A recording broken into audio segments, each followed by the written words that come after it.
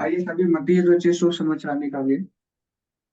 पहले वचन से हम अध्ययन करेंगे आज और आगे बढ़ेंगे परमेश्वर के एक एक बातों में। अगर हम वचनों से अगर आगे जाते हैं और पहला वचन क्या लिखा हुआ है पढ़ेंगे।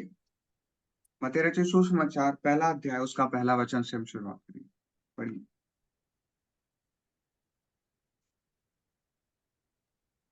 कोई भी पढ़ देना भाई से। मत्ती रचित सुसमाचार उसका पहला अध्याय में यीशु की वंशावली के विषय में है। इसी को हाँ पढ़ना है। हाँ, बस उतना ही पढ़ दीजिए, पहला वचन ही। अब्राहम की संतान, दाऊद की संतान, यीशु मसीह की वंशावली। हालेलुया। यहाँ पर वंशावली की शुरुआत होती है। हम जब अपने जीवन में आगे बढ़ रहे हैं, हर एक वचन को हम मतलब लेकर चलेंगे, हर एक वचन को हमको जानकारी अपने आप को रूबरू करना है उस वचन से। जब ये वंशावली के विषय में लिखा गया तो ये क्या दर्शाता है? घराने को दर्शाता है। जो आशीष आती है वो घरानों में बहती है। जो भी आशीष होती है वो कैसे आती है?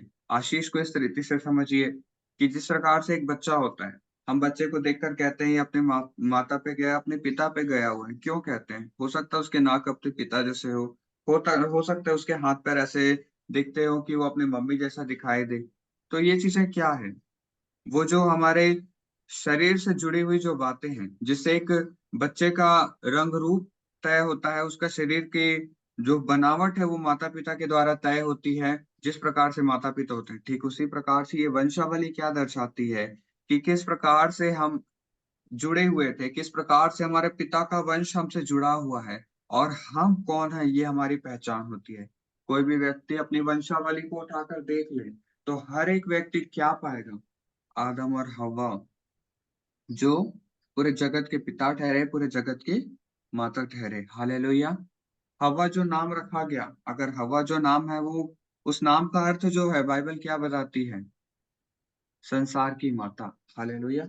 और जब ये नाम बताया गया सभी जीवों की माता, स्पष्ट रूप से कहा जाए तो ये वंशावली हमें दर्शाती है कि हम परमेश्वर की संतान हैं।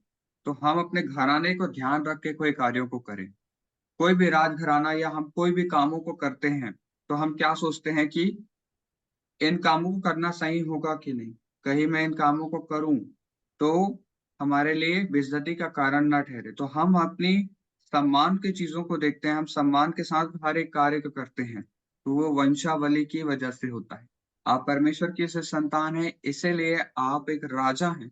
और आप एक राजा हैं तो एक राजा कैसे सोच के साथ जीता है कि मैं अ, अपना जो इज्जत है, मान सम्मान है, उसे बनाकर चलूं। तो हम अपनी वंशावली को समझें। जब हम वंशावली को जब देखते हैं तो इन बातों को हमेशा समझें कि हम परमेश्वर के घराने के हैं और फिर आगे बढ़े और उसी रीति से फिर आगे चलें। तो सबसे पहली बात, इससे फायदा क्या होता है आपको? जब शैतान आता है सामने, जब आपके जीवन में मुसीबतें आती है, हो सकता है ऐसी मुसीबतें आती हैं जिससे आप निकल नहीं पाते।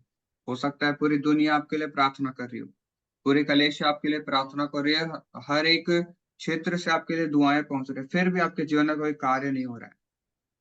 पर यहाँ पे शैतान आपको एक मौका देता है कि आप भटक जाओ। ये उस प्रकार से है जिस प्रकार से यीशु मसीह जब बपतिस्मा लेकर जंगल में गए और जब वो भूखे थे तो फिर शैतान ने परखना चाहा। कब? जब यीशु मसीह को जरूरत थी। इस समय जब आप जरूरत में पड़ते हैं, जब आपके लिए दुआएं हो रही है, जब आपके तक दुआ नहीं पहुंच रही है, इस समय यीशु मसीह तक खाना नहीं पहुंचा था 1 महीने तक, तब उस समय आप क्या करते हैं, ये मायने रखता है। यीशु मसीह को पता था कि मैं ऊंचे घराने का हूँ, मैं राजघराने के सिंहासन में विराजने वाला राजकुमार हूँ। इसीलिए शैतान के सामने उसने घुटने नहीं टेके, क्योंकि उसे पता है ये सारा राज्य तो मेरा ही है। ठीक उसी प्रकार से आदम और हव्वा को जब परमेश्वर ने रचा तो इस पूरे संसार की चाबी किसके हाथ में दी? आदम और हव्वा ने। मतलब मनुष्यों को परमेश्वर ने ऐसा बनाया कि राज्य करे, अधिकार रखने वाला बनाया। हाँ, वो बात अलग है कि जब पाप आया इस दुनिया में तो वो अधिकार हमसे छीन गया। परंतु परमेश्वर का इस बात के लिए भी धन्यवाद करें कि कलवरी क्रूस के प्रेम के द्वारा परमेश्वर ने हमें वो अधिकार वापस लौटाए। परमेश्वर नहीं चाहता कि वो अकेले राज्य करे। क्यों वो ऐसा करता है कि वो हमें चुनता है? क्योंकि उसने शुरू से ही ऐसा ही बनाया था। जो चाबी हमारे हाथ से छीन गई थी, जो अधिकार हमारे हाथ से छीन गया था, वो परमेश्वर अब हमें वापस लौटाना चाहता है। फिर से हम राज्य करें। इसीलिए महिमा में उस शरीर में जब हम लौटेंगे तो राज्य करेंगे।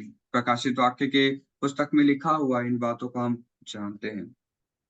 और आगे तो वचन पूरा जब हम पढ़ते हैं दूसरे वचन से लेकर शबलखत लबिशनेखे तेरे ओथरवाशरे 17वां वचन तक, तो सारी वंशावली इसमें लिखी गई है। यहूदियों में ये एक चलन था, जैसे 12 गोत्र उनके जाने जाते हैं। जब परमेश्वर ने 12 गोत्र वहां पे तैयार किए, तो इन 12 गोत्रों की वंशावली ये लिखा करते थे। तो वो वंशावली इसी रीति से यहाँ दी गई है। हमें इनको पढ़ना अभी तो वैसे जरूरत नहीं है। आप अपना जब समय में पढ़ते हैं तो बिल्कुल पढ़ें कि आप जान पाए यीशु मसीह की वंशावली में कौन कौन लोग आए थे। जिस प्रकार से इस अब्राहम से इसहाक आया, इसहाक बड़ा नाम है। अब्राहम कितना बड़ा, अब्राहम पिता है। और परमेश्वर ने कहा था अब्राहम को कि तेरे बच्चे तारों के समान अनगिनत होंगे। और जब परमेश्वर ने ऐसा कहा तो देखिए वंशावली की शुरुआत ही अब्राहम से हो रही है। और अब्राहम के बाद कितनी वंश उसके आगे आए हैं और उससे कितने मतलब अनगिनत बच्चे होंगे आगे चलकर। हम आत्मिक रूप से भी अगर देखें तो अब्राहम हमारा पिता है। विश्वास में बाइबल बताती है कि विश्वास में अब्राहम हमारा पिता है। इस रीति से भी अब्राहम के हम संतान ठहरते हैं। तो हम भी कितने सारे लोग हैं जो परमेश्वर में विश्वास करते हैं, यीशु मसीह के नाम में विश्वास करते हैं, तो वो आशीष कार्य करती है। तो ये तो बात हो गई वंशावली की। आइए आगे बढ़े। और 18वें वचन से हम देखें तो यहाँ पे लिखा है now the birth of Jesus, वहां पे यीशु मसीह के जन्म के विषय में लिखा है। फिर 19वें वचन में शने खाला पाशले बेरेखे तेरी भी शाला। Then the Joseph her husband being a just man and not warning okay, तो यहाँ पे यीशु मसीह के विषय में लिखा गया है कि मरियम गर्भवती हुई। और जो 19वां वचन पढ़ेंगे, जो वचन लिखा गया उसे पढ़े। अतः उसके पति यूसुफ ने, जो धर्मी था और उसे बदनाम करना नहीं चाहता था, उसे चुपके से त्याग देने का विचार किया। हालेलुया। यहाँ पे वंशावली में एक बात आ रही है, यहाँ पर हम ध्यान देने वाली बात है कि मरियम जो है कैसे, किस रीति से गर्भवती हुई। परमेश्वर की ओर से, पवित्र आत्मा की ओर से गर्भवती हुई। अब इसमें समझने वाली बात ये है कि जो वंशावली जो हम जब देखते हैं, तो वंशावली में सबसे बड़ी चीज क्या होनी चाहिए? पिता का गुण। जो पिता की ओर का भाव होना चाहिए, वो किसमें नहीं आया है अभी?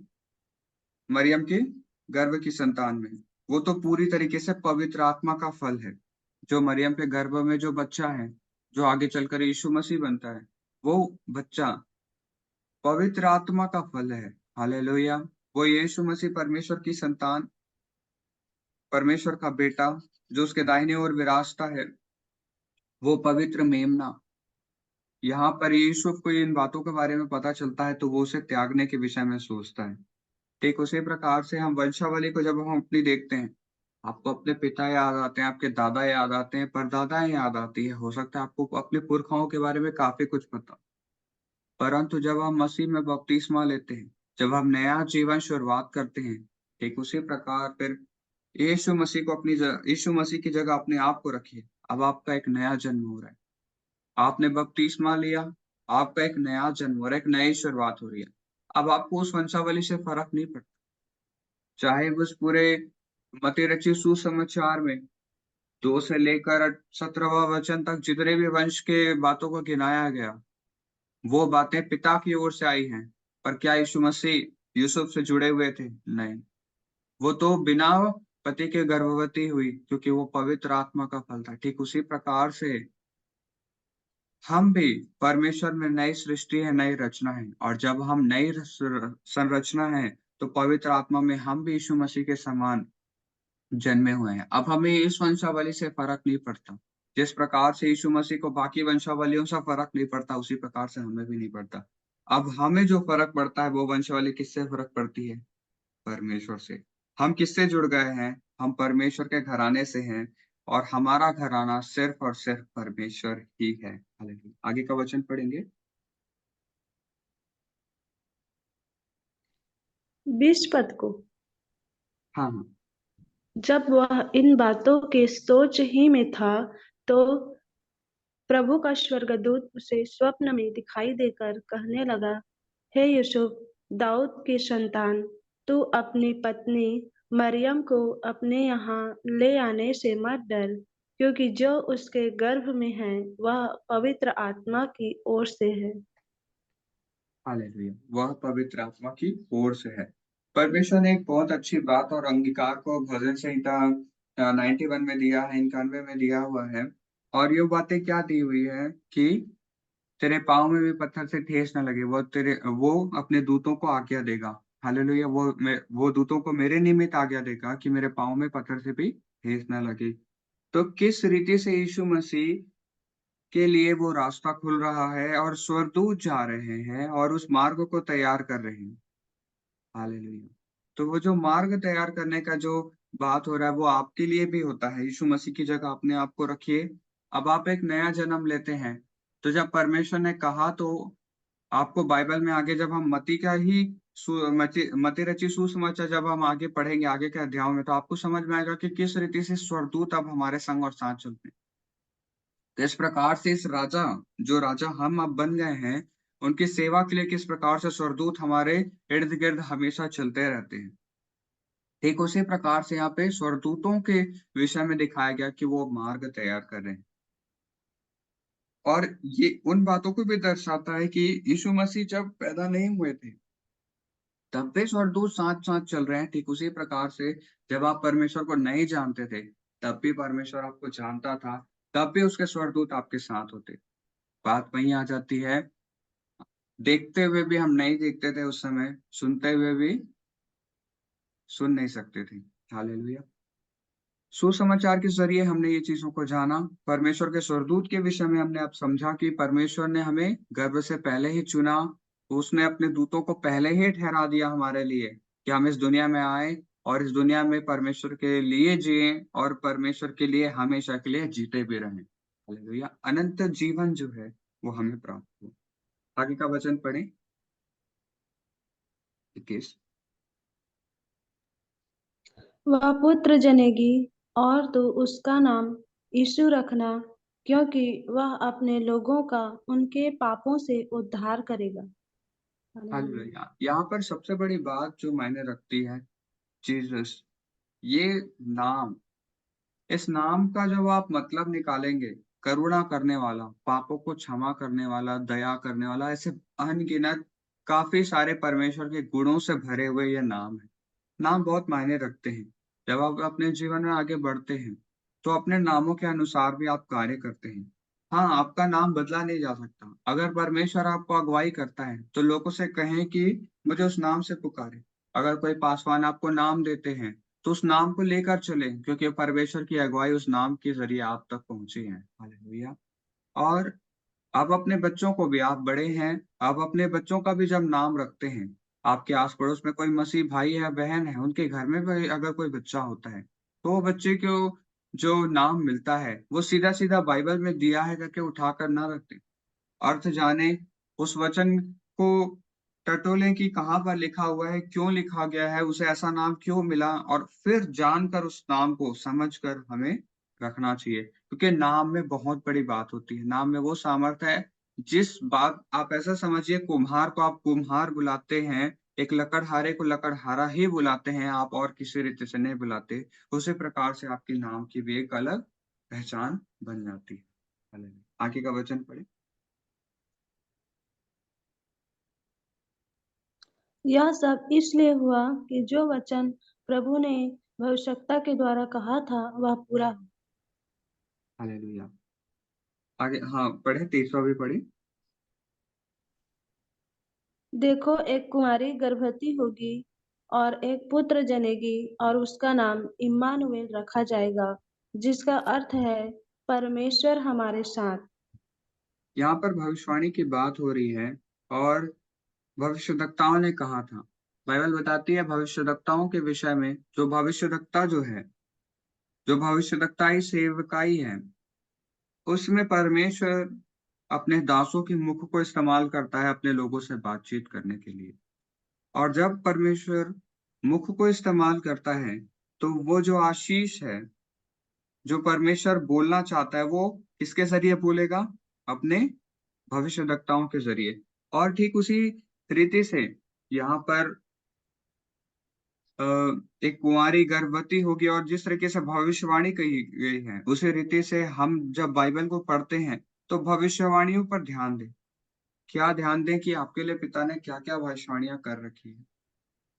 परमेश्वर ने क्या-क्या आपके लिए पहले से ही मार्ग को तैयार कर रखा है बाइबल, उनमें उन बातों को ध्यान दें और उन बातों को देखें कि परमेश्वर ने ये चीज मेरे लिए पहले से कर दी है। मतलब वो तैयार है। राजा के लिए सिंहासन तैयार है, राजा के लिए तलवार तैयार है। आपके पास दो धारी चोखी तलवार है। जो परमेश्वर का वचन है वो आपके साथ है। हालेलुया।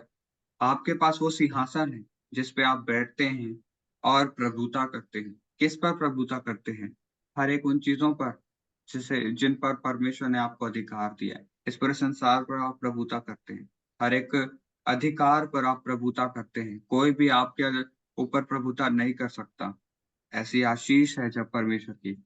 तो परमेश्वर ने जो-जो भविष्यवाणियों को दिया है, भविष्यद्वक्ताओं के ज़रिए आपके बीच में बोला है, कोई भविष्यवाणी आपके लिए होती है, तो उसे सचेत रूप से आप अपने जीवन में ग्रहण करें, उसे समझें। कोई भी भविष्यद्वक्ता जब भविष्यवाणी करता है, चाहे मैं हूँ, चाहे घर कोई भी पासवान हो, उसे परखें, क्योंकि भविष्यवाणियाँ ऐसी चीज़ें होती हैं जो आपके आने वाले कल के विषय में भी बताती है और वो परमेश्वर के शब्द होते हैं जो आपको चेतावनी भी देते हैं और जो आपको आने वाले आशीषों के निमित्त ग्रहण करने के लिए मार्ग भी देते हैं। हालेलुया!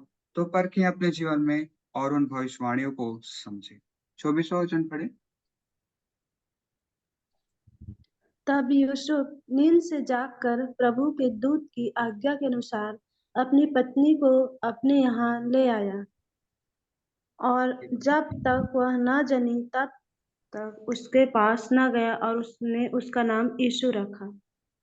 हालेलुया! तो यहाँ पर हम पूरे यीशु मसीह की वंशावली से लेकर उनके जन्म तक की बातों को देखते हैं। और इस जन्म तक की बातों में भी हमने कई सारी चीज़ों को सीख लिया। और आखिरी वचनों में भी हमने देखा कि यूसुफ परमेश्वर की अगुवाई लेकर मरियम के साथ रहा। हालेलुया! और उसे नहीं त्यागा। ठीक उसी प्रकार से यहाँ पर हमने सब चीज़ों को देखा, तो हमारे जीवन में भी हम जब आगे बढ़ते हैं, जब हम एक नया जन्म लेते हैं, तो इसके ज़रिए ये दर्शाना चाहता है परमेश्वर कि वो कभी हमें त्यागने वाला पिता नहीं है। वो हमारे लिए वो पिता ठहरता है। उसके घ हालेलुया! शकालबेला हरकोशाबरबरस्लबा।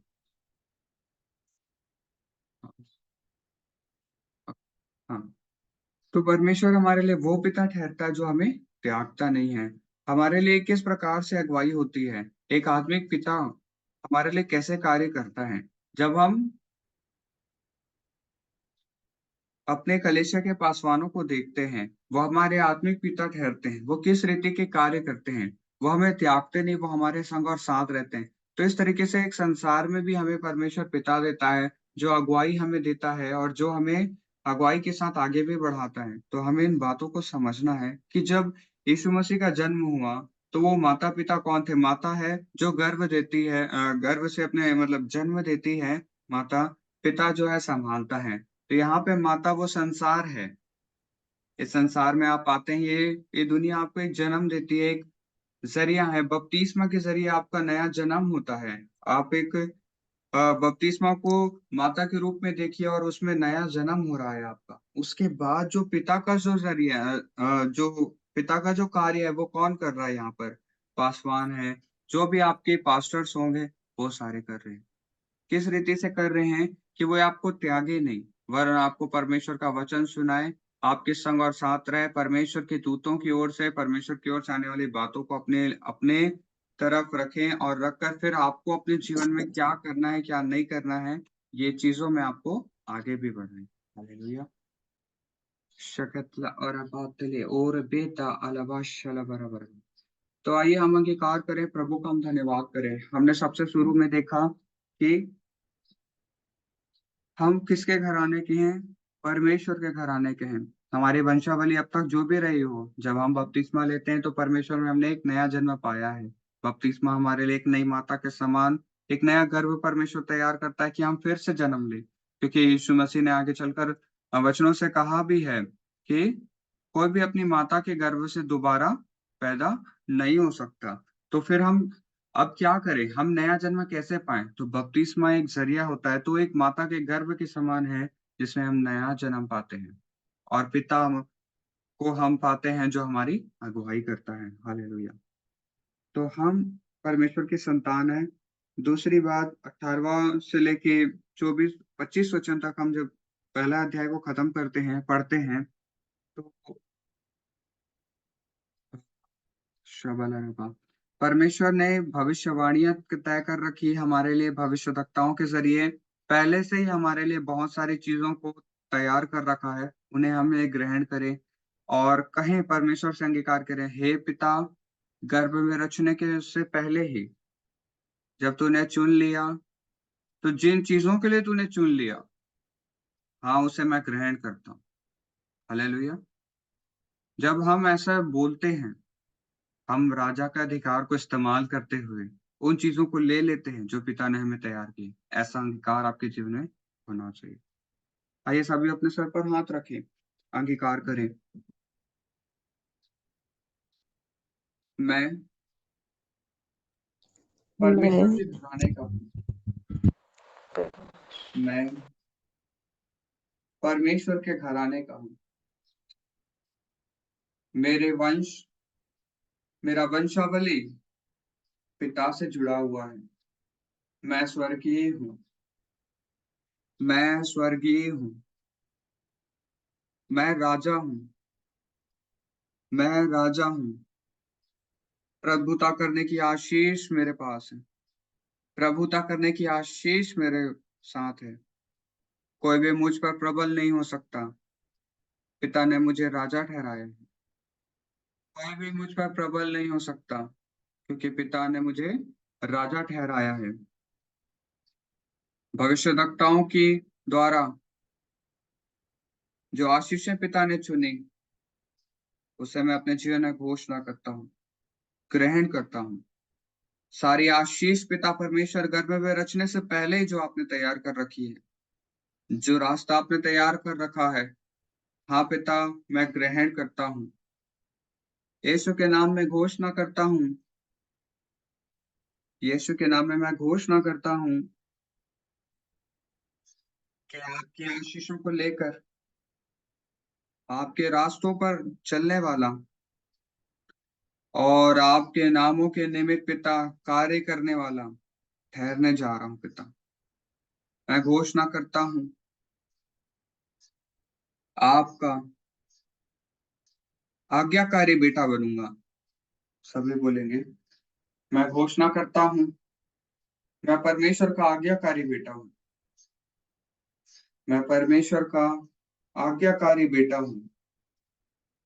मैं परमेश्वर का वो हथियार हूँ जो संसार को उसकी पीड़ाओं से आजाद करता है। मैं परमेश्वर का वो हथियार हूँ जो संसार को उसकी पीड़ाओं से आजाद करता है। यीशु के नाम, यीशु के लहू के द्वारा इन सारी घोषणाओं को हम अपने जीवन में ग्रहण करते हैं। आमीन आमीन। अभी काफी अलग तरीके का अंगीकार हमने किया, बहुत ही अलग तरीके का अंगीकार, जिसमें हमने कहा कि परमेश्वर के निमित्त, जैसे मैंने अगुवाई परमेश्वर की पाई और मैंने कहा, इन बातों को आपके बीच में अंगीकार करवाया कि इस संसार में जो भी पीड़ा है उसके निमित्त हमें हथियार के रूप में इस्तेमाल करता है पिता।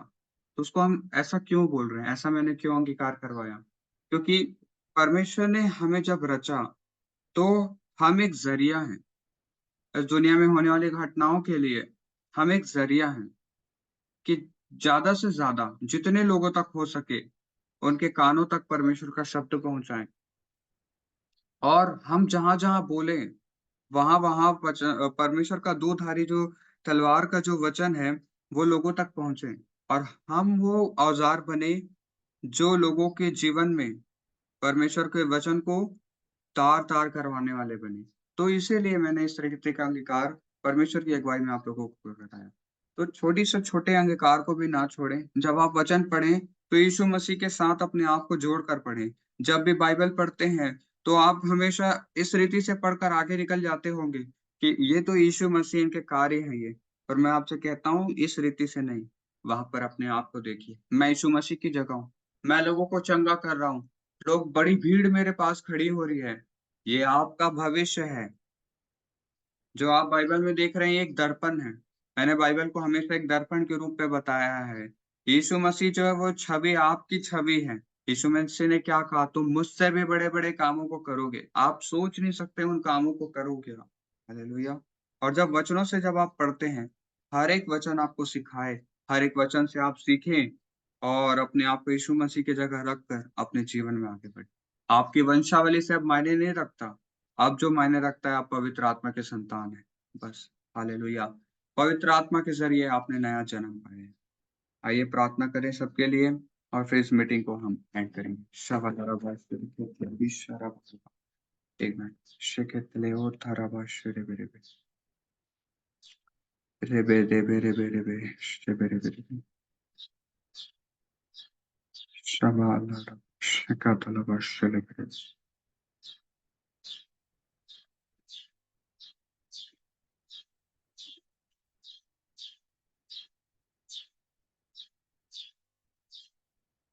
शेकेतरेबाश लेकेतरेबिश ने खाला। आइए प्रार्थना करें। पिता परमेश्वर आपका धन्यवाद करते हैं। हमें इस नए दिन के लिए धन्यवाद करते हैं कि इस भोर को तूने दिया पिता परमेश्वर, कि जीवितों के मध्य हम जीवित पाए जाते हैं।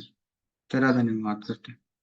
तेरी बड़ी करुणा का फल है पिता कि हम नष्ट नहीं हुए, वरन उस कलवरी क्रूस के प्रेम के जरिए जीवित रहने वाले होने पाए हैं पिता। धन्यवाद पिता परमेश्वर के जीवन में पुस्तक में आपने हमारा नाम लिखा है। धन्यवाद करते हैं पिता परमेश्वर, जब हम आपको नहीं जानते थे, जब हम पापों में थे, जब हमने आपको नहीं पुकारा, तब भी आपने पिता परमेश्वर हमारी सुधि ली। हम आपका धन्यवाद करते हैं पिता। और ना सिर्फ सुधि ली पिता, आपने योजनाओं को बनाया और पिता हमें आजाद किया। हमारे पापों की बेड़ियों से आपने आजाद किया। हाँ पिता, धन्यवाद करते हैं आपका पिता। सभी आजाद हैं, सभी ने नया जन्म पाया है पिता आप में। धन्यवाद करते हैं पिता परमेश्वर। हे यहोवा, जब हम तेरे घराने के हैं पिता, होने दे पिता कि सब राजा के समान अपने अधिकार में चलने वाले होने पाए। हम सभी पिता परमेश्वर, चाहे कोई गलतियों में पड़ा हो पिता, वो भी उन गलतियों के ऊपर प्रभुता करे, क्योंकि राज्य की आशीष खोलते हैं पिता यीशु के नाम से, यीशु के लहू के द्वारा। इस पूरे सभा में जितने सभी जुड़े हैं पिता, इस पूरे देश के ऊपर पिता, हर एक क्षेत्र के ऊपर पिता परमेश्वर, इस पूरे संसार के ऊपर राज्य की आशीष को खोलते हैं। वो अधिकार की आशीष को खोलते हैं पिता, कि हे प्रभुता और नियंत्रण की आशीष आए पिता परमेश्वर। ना सिर्फ अच्छाइयों पर पिता परमेश्वर, बुराई पर भी हमारा नियंत्रण हो, कि हम बुराइयों से अपने आप को रोके रह सकें पिता। शरीर प्रबल ना हो पिता परमेश्वर, वरन सिर्फ हमारी आत्मा ही कार्य करे पिता। शरीर के हर एक कामों को पिता नष्ट करते हैं, खंडित करते हैं पिता परमेश्वर, और आत्मा के कार्यों को प्रबल रूप से होने के लिए हम द्वारों को खोलते हैं।